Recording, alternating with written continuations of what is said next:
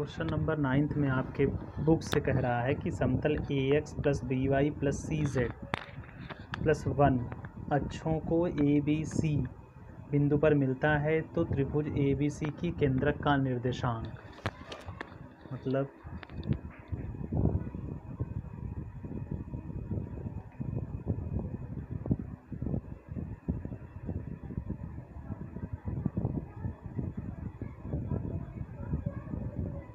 ये y axis ये z axis ये A B और C पर मिलता है और समतल का समीकरण दिया है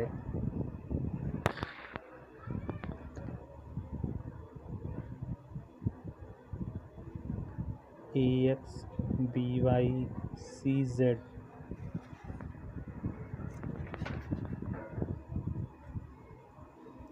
= 1। तो इसको x/1/a + y/1/b + z/1/c तो लिख सकते हैं। तो ये डिस्टेंस 1/a, ये 1/b, ये 1/c, तो इसका कोऑर्डिनेट हो जाएगा 1/a 0 0, ये 0 1/b 0, ये 0 1/c, 0 0 1/c। तो केंद्रक का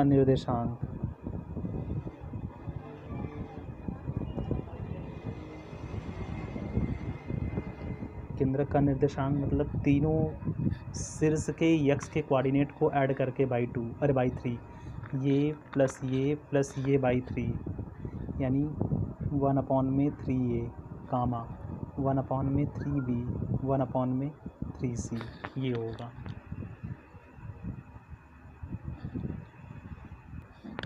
क्वेश्चन नंबर 10 आप अपनी बुक से कर लेना। क्वेश्चन नंबर 11 में कह रहा है यदि कोई समतल अक्षों को ABC बिंदु पर मिलता है जिनकी मूल बिंदु से दूरियां a b c हों तो त्रिभुज ABC का क्षेत्रफल यानी इसका भी फिगर कुछ इस तरह ही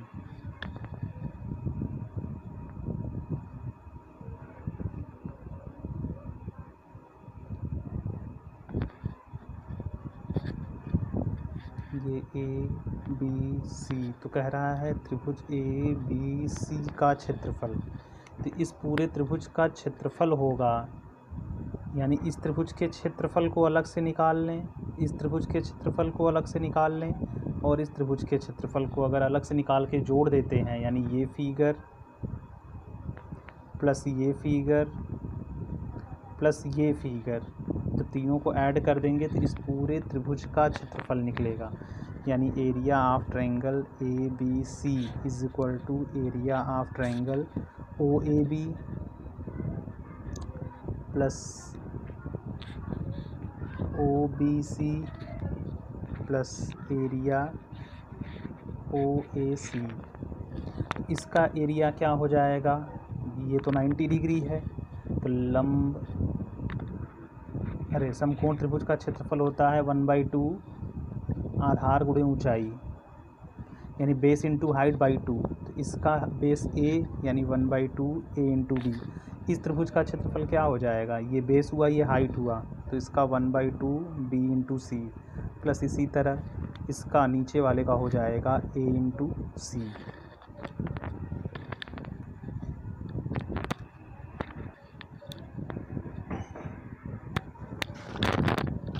क्वेश्चन नंबर 12 तो ये कितना था 9।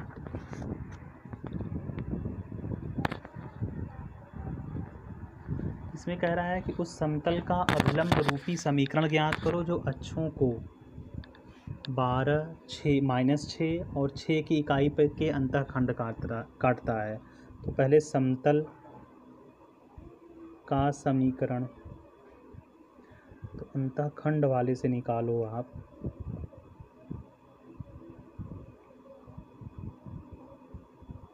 तो यहाँ एलसीएम ले लिया जाएगा x - 2y + 2z = 12। ये तो हुआ समतल का समीकरण। अब लंब रूप में बदलना है तो लंब रूपी वाला समीकरण जो था नॉर्मल फॉर्म में उसको लिखो आप। तो यहाँ लंब रूप में, तो ये क्या हो जाएगा, यक्स अपॉन में अंडर रूट में। लंब रूप में किसी समतल के समीकरण को बदलने के लिए यक्स के गुणांक का स्क्वायर प्लस वाई के गुणांक का स्क्वायर प्लस जेड के गुणांक के स्क्वायर को जोड़कर अंडर रूट से सब में भाग देते हैं, यानी हर पद में भाग दो आप। ये टोटल हो जाएगा 9th is equal to 12th 9th। ये हो जाएगा 3 minus 2/3y plus 2/3z is equal to, ये 3 कट जाएगा यानी 12 3 यानी 4। ये जो होता है ये मूल बिंदु से दूरी होती है, मूल बिंदु से समतल की दूरी p इज इक्वल टू ये 4। क्वेश्चन नंबर 13 वाला आप अपने से कर लेना, वो इसी तरह होगा जैसे क्वेश्चन नंबर 12 है उसी तरह 13। इसके बाद 14 में कह रहा है, 14 में कह रहा है उस समतल का समीकरण ज्ञात करो जो 2 1 1 से होकर जाता है तथा समतल 3x plus 6y minus 4z minus 18 के समांतर है। तो पहले समतल 3x plus 6y minus 4z minus 18 is equal to 0 के समांतर समतल का समीकरण,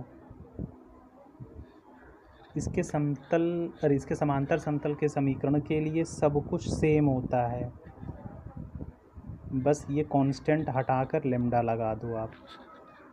ये यानी ये वाला समतल का समीकरण हमें निकालना था। अब ये वाला समतल दे रहा है कि 2 1 1 से होकर जाता है, चूँकि समतल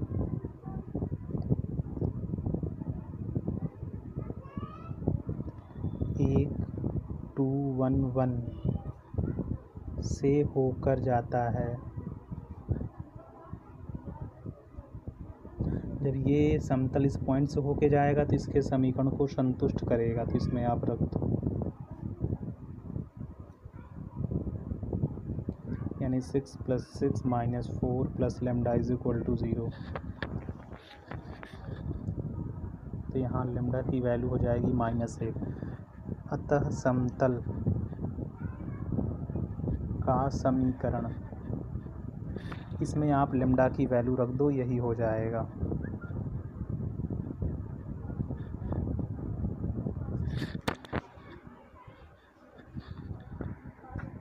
क्वेश्चन नंबर 15 में ये सब नंबरिंग आपके ही बुक से किया जा रहा है। कह रहा उस समतल का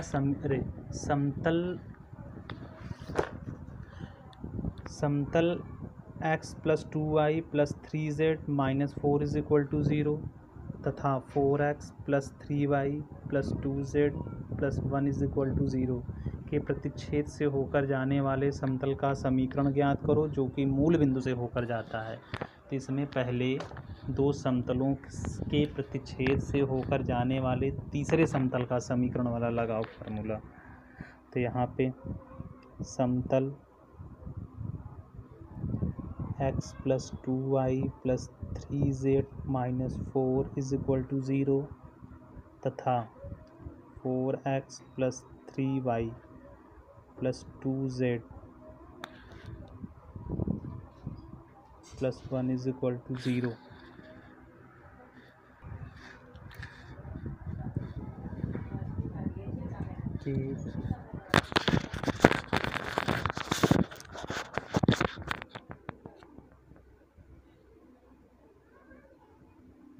के प्रतिच्छेद से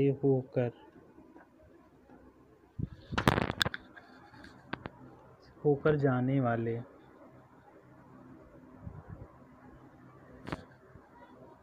समतल का समीकरण ये हो जाएगा x plus 2y plus 3z minus 4 plus lambda 4x plus 3y plus 2z plus 1 is equal to 0। अब ये कह रहा है कि ये समतल, यानी इसको एक मगर मान ले, तो कह रहा है कि समतल ये मूल बिंदु से होकर जाता है। सिंस समतल एक मूल बिंदु से होकर जाता है, जब ये मूल बिंदु से होके जाएगा तो इसमें एक्स वाई जेड की वैल्यू आप 0 0 रखो, इसलिए इसमें एक्स वाई जेड की वैल्यू 0 0 रखने पर तो ये 4 plus lambda is equal to 0, तो लेमडा इज इक्वल टू 4। अब ये लेमडा का मान आप इसमें रख दो। अतः समतल का समीकरण x plus 2y plus 3z plus 4, ये 4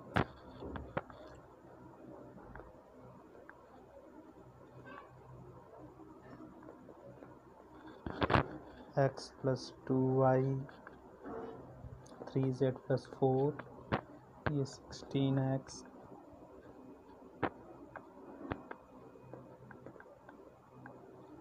ये और ये यानी 17x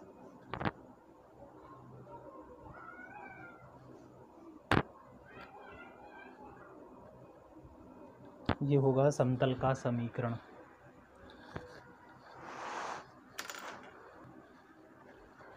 नेक्स्ट क्वेश्चन में कह रहा है कि x plus 2y plus 3z is equal to 4 और 2x plus y minus z plus 5 is equal to 0 की प्रतिच्छेद रेखा से, यानी इन दोनों के, इन समतल और इस समतल के प्रतिच्छेद से होकर जाने वाले समतल का समीकरण निकालो, और जिस समतल का समीकरण निकालना है वो समतल इस पर परपेंडिकुलर हो।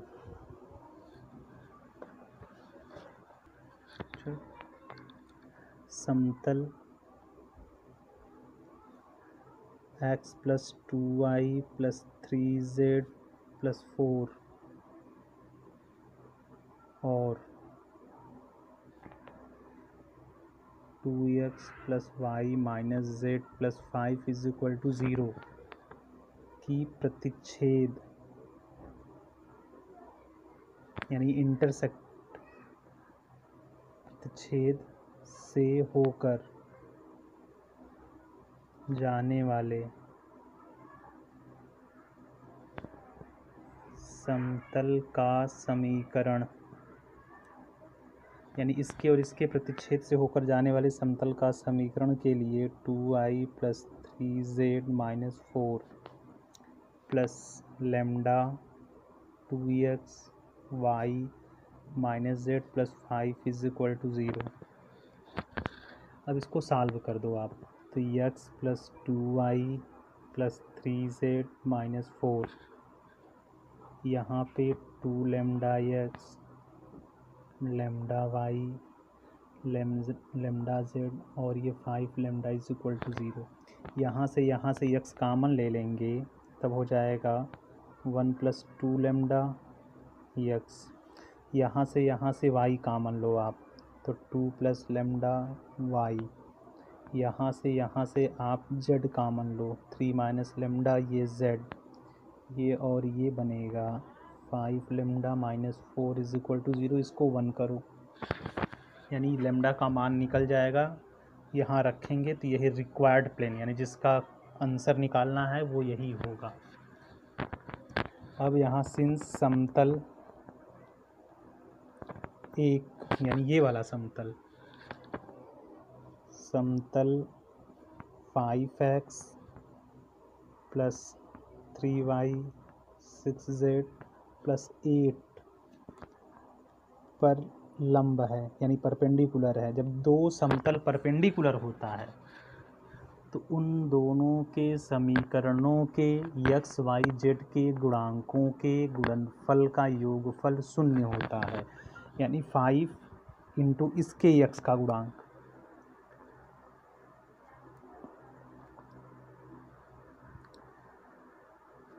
फिर यहाँ पे y का गुणांक है +3 इसके y का गुणांक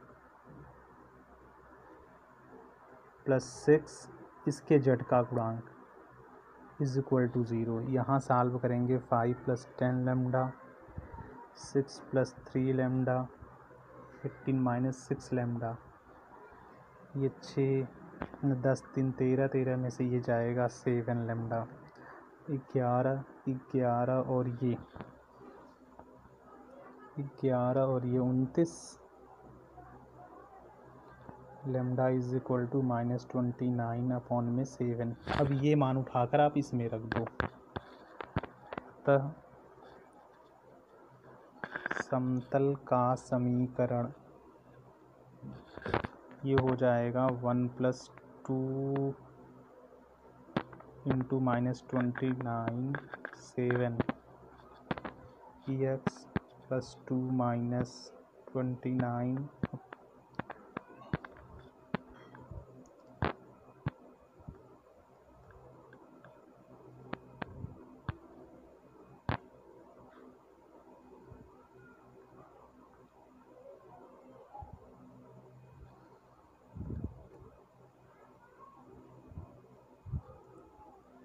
इसको आगे आप सॉल्व कर दो, जो आएगा वो आंसर होगा इसका। क्वेश्चन नंबर 17 में कह रहा है 3 बिंदु दे दिया है, कह रहा है कि इन तीनों बिंदु से होकर जाने वाले समतल का समीकरण और उसके नॉर्मल का डायरेक्शन कोसाइन भी। इसके लिए 3 बिंदु से होकर जाने वाले समतल का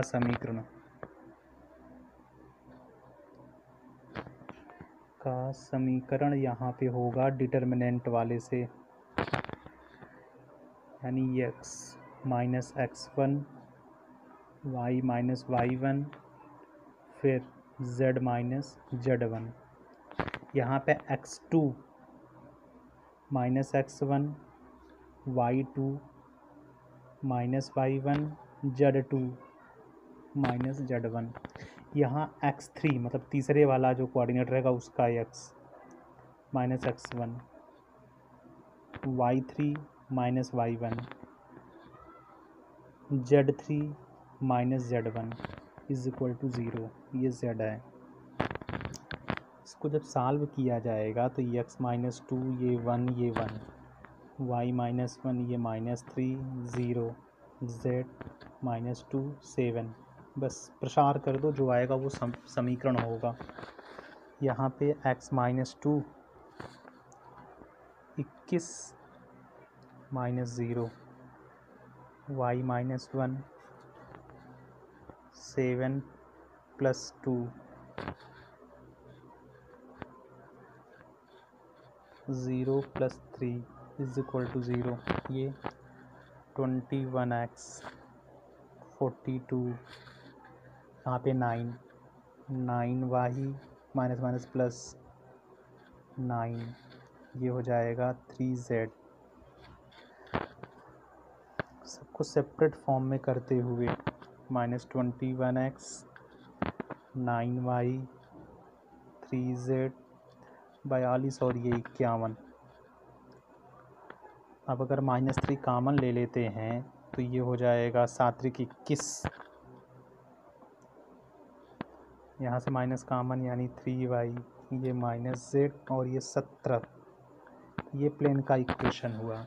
अब कह रहा है कि इसके नॉर्मल का डायरेक्शन कोसाइन यानी LMN निकालना है। a का मान 7, b का मान 3 और c का मान -1। तो l की वैल्यू हो जाएगी a/में √a² b² c² m b/में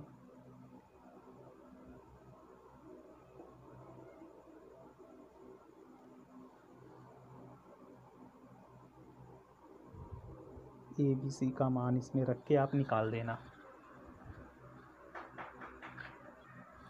question number 18 में 4 बिंदु दिया है, कह रहा है ये चारों बिंदु समतली होगा तो लैम्डा का मान। तो पहले 3 बिंदु से होकर जाने वाले समतल का समीकरण आप निकालो। तो यहाँ बिंदु 1 -4 3 3 2 -5 तथा -3 2 1 से होकर जाने वाले समतल का समीकरण, जैसे इसके पहले अभी निकाले हैं बस उसी तरह। ये x - x1 y - y1 z - z1, फिर x2 मतलब 3 माइनस ये 3 + 1 2 - 4 -5 -3 यानी प्लस हो जाएगा। फिर यहाँ -3 + 1 2 - 4 1 + 3 x + 1 ये 4 ये -2 y - 4 -2 -2 z + 3 -2 4। यहाँ प्रसार कर दो x + 1 ये इंटू ये यानी -8 -4 y - 4 16 -4 प्लस z + 3 -8 -4। यहाँ -12 -12x -12 ये हो जाएगा +12।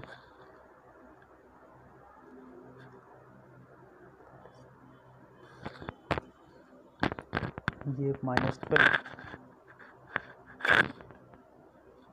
और ये 12 और 33, इसको सेपरेट फॉर्म में, तो 12y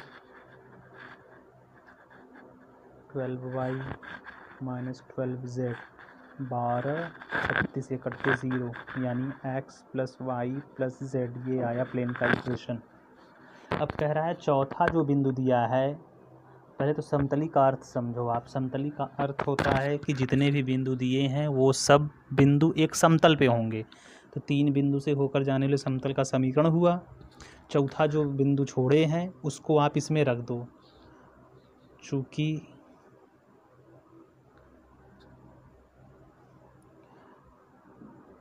चारों बिंदु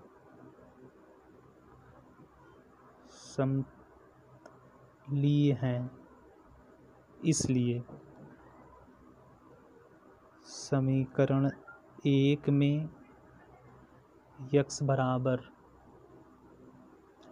जो चौथा वाला पॉइंट छोड़े हैं वो y = लैम्डा और z = 5 रखने पर ये हो जाएगा -3 + लैम्डा -5। तो यहाँ से लैम्डा की वैल्यू 8